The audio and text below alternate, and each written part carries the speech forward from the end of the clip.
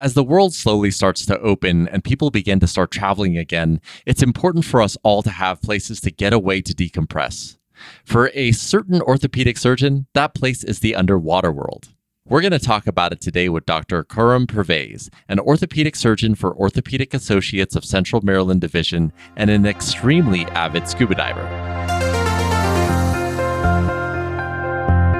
This is a Bone to Fix orthopedic podcast. I'm Prakash Chandran, and I have a bone to fix with you. Dr. Pervez, great to have you here today. I'd love to start by you telling us a little bit more around how you got so into this diving hobby of yours. So Prakash, I used to have a huge fear of open water. I grew up in the era of Jaws, so I was terrified of getting into the ocean. And about 12 years ago, I was on vacation and one of my friends suggested trying snorkeling.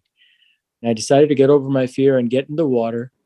And to my surprise, I really enjoyed it. And that led to another trip 6 months later where I got my first open water scuba diving certification. And then it just grew from there. At every step in my diving hobby, I've faced fears and at the same time found my fascination for the animals in the water and the ocean just growing and turning from one of my big fears into one of my biggest obsessions. Diving is one of the most important things in my life outside of being an orthopedic surgeon.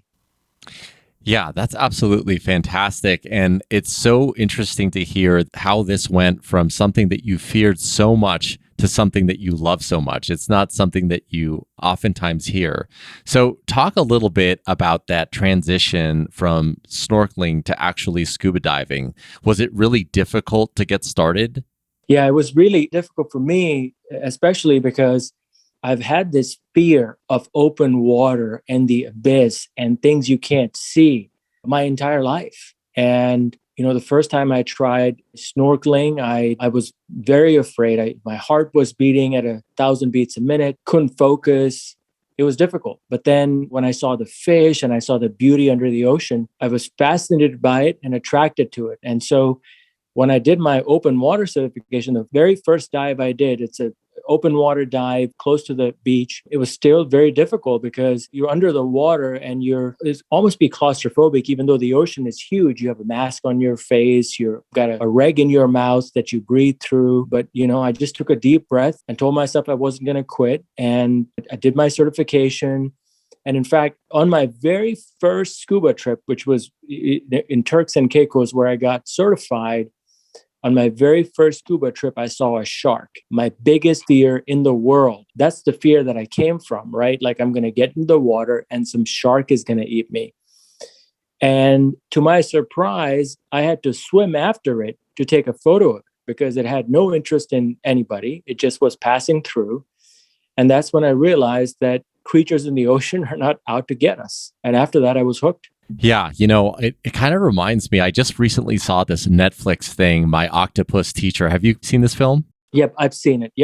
Yeah, for the audience, it's basically about a free diver who forms a relationship with an octopus by visiting it on a daily basis. And it encompasses pretty perfectly what you were articulating in that the ocean is such a big and misunderstood place, even though it covers 70+% of our planet. So many people are just unsure or scared. And you, especially in this first time open water experience, had the chance to see just a sliver of its beauty. And then you got hooked from there, wouldn't you say?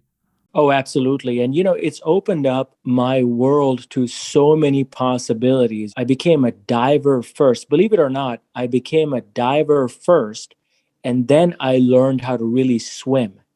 I didn't know how to swim when I started scuba diving. Can you believe that? I didn't know how to swim because I never learned how to swim when I was a kid. I mean, I knew how to swim to save myself, but I didn't really learn how to swim until I became a diver because then I wanted to be proficient in the water. I got all these certifications. I became rescue certified, which means that I'm a rescue diver, so I could theoretically help in case of an emergency, or it makes you a safer diver when you're a rescue diver because you can recognize emergencies before they happen. But what I'm getting at is that once I lost my fear of open water, I picked up so many things. I picked up kayaking and paddleboarding and swimming in the ocean and not worrying about what's lurking underneath the surface and waiting for me. Yeah. I remember there are two things that were different from me. I'm not fully certified, but I remember I didn't necessarily have the fear of open water like you did. However, I noticed that the first time I ever tried scuba diving, the oxygen or the air I was breathing was much drier. And I had this fear that I was going to cough or throw up when I was breathing, when I was diving itself. And I also had this fear that because you go obviously further down than snorkeling, that you can't get up in time. It's not the same thing if you run out of Right. oxygen. How did you Right. overcome like those dynamics? Like for people that are interested in doing it, did you face those fears as well?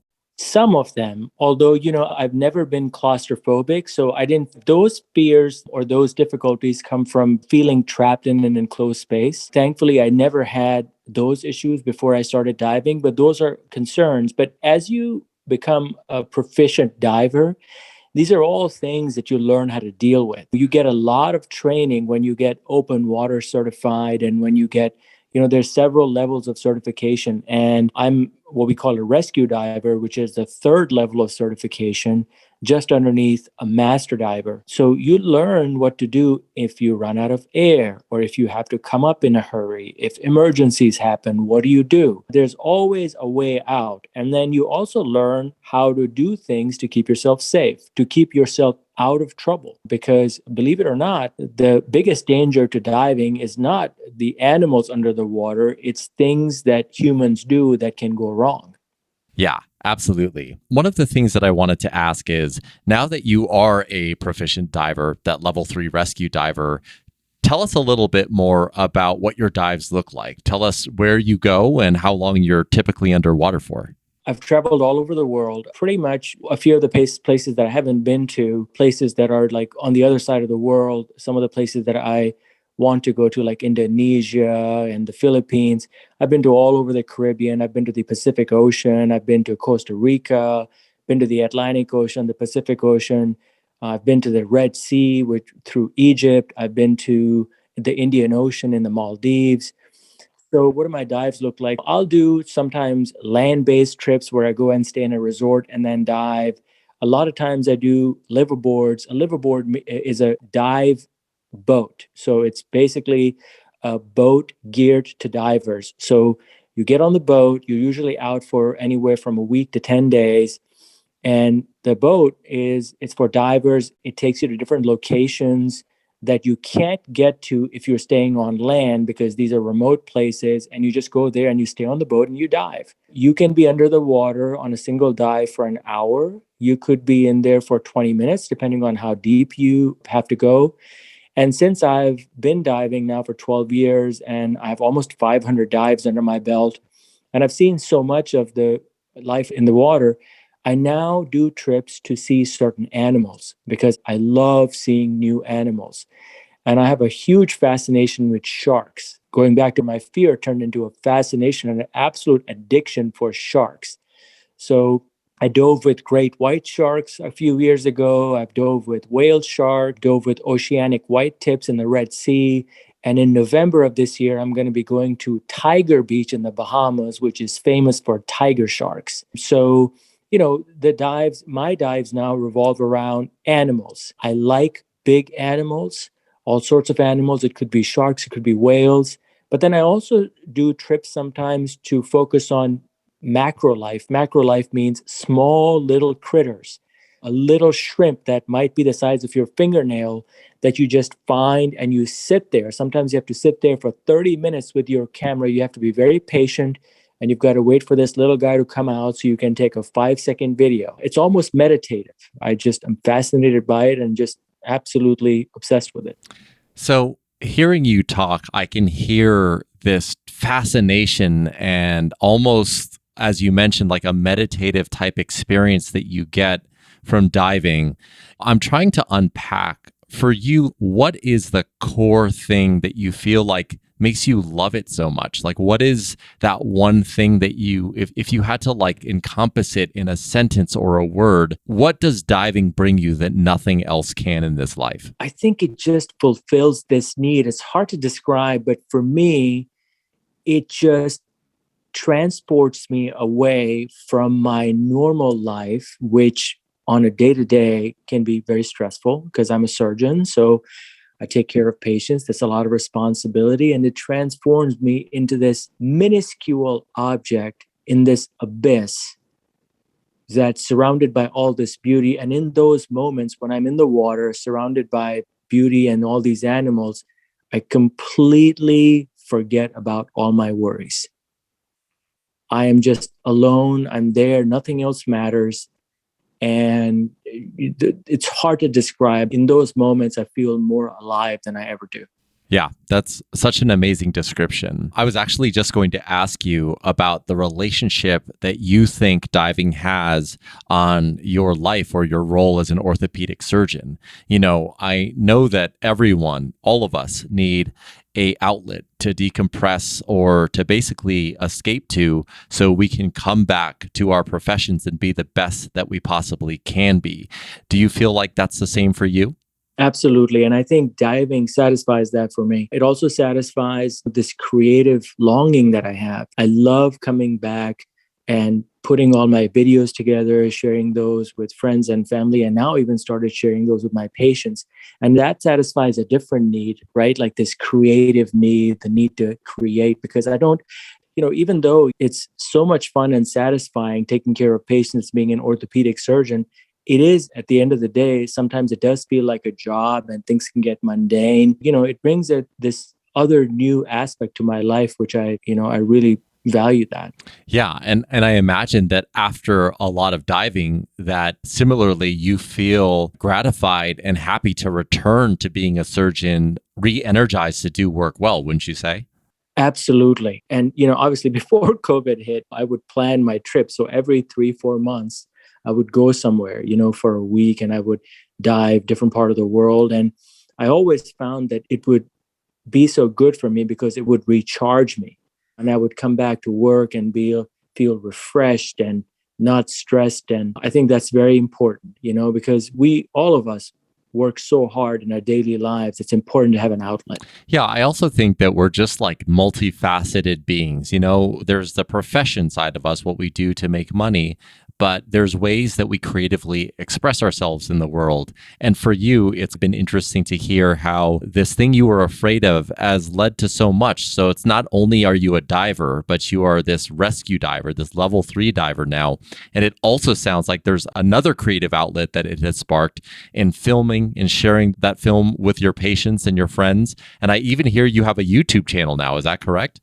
Yeah. And COVID is something that kind of brought that to the forefront. I turned into one of those photographers or videographers that, who takes amazing footage, but never looks at it. I had all this footage from the past 8 years. So with COVID, I had all this time because practice slowed down, patients weren't coming in, and I had all this time to myself. It gave me a chance to sit down, look at all my videos from the past 9 years and start putting them together, start editing them. And about 4 months ago, I started posting it online to share it with my friends, my patients, my colleagues, and it's amazing. It's incredible. And it's sort of a record, even just for me, so that many years from now, I can look back at all the cool things I used to do. Yeah, totally.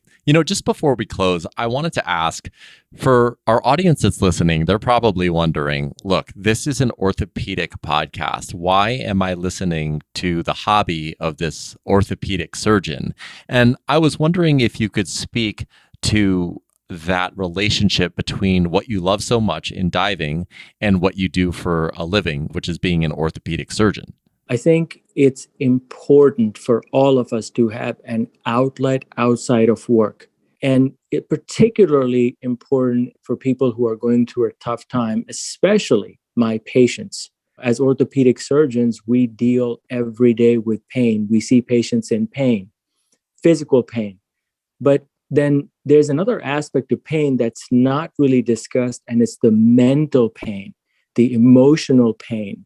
And people who are better equipped emotionally and mentally, are, in my opinion, and I strongly feel this, are better equipped to handle physical pain and trauma. And having an outlet really makes you emotionally healthy to handle the difficulties in life. Outlet like scuba diving, or it can be anything outdoors, something outside of work, something that you share a passion in, something outside of your family. It's important to have this outside identity, I feel. And I think for me, it's very helpful. It's an incredible stress reliever for me. Anything outside, anything that you identify with. For me, in addition to diving, the other thing that I've been doing recently is meditation. And again, I haven't been able to dive a lot lately because of COVID. Diving is sort of meditative for me, but it's important to have that. I think it really makes you much more emotionally healthy, and that translates into more resilience for when you deal with physical pain and adversity and stuff like that, which a lot of orthopedic patients deal with. Dr. Pervez, I really think that is a perfect message to end on. Just before we close here, do you want to share your YouTube channel with the audience? It's Khurram Pervez Scuba, and it's on YouTube. Okay, Khurram Pervez Scuba, and you can search that on YouTube. Thank you so much for your time today, Dr. Pervez. Thank you, Prakash. That's Dr. Khurram Pervez, an orthopedic surgeon for Orthopedic Associates of Central Maryland Division. For more information, head to mdbonedocs.com. If you found this podcast helpful, please share it on your social channels and be sure to check out the entire podcast library for topics of interest to you. That's all for today. I'm Prakash Chandran, and that was A Bone That's Fixed. Thanks so much, and we'll talk next time.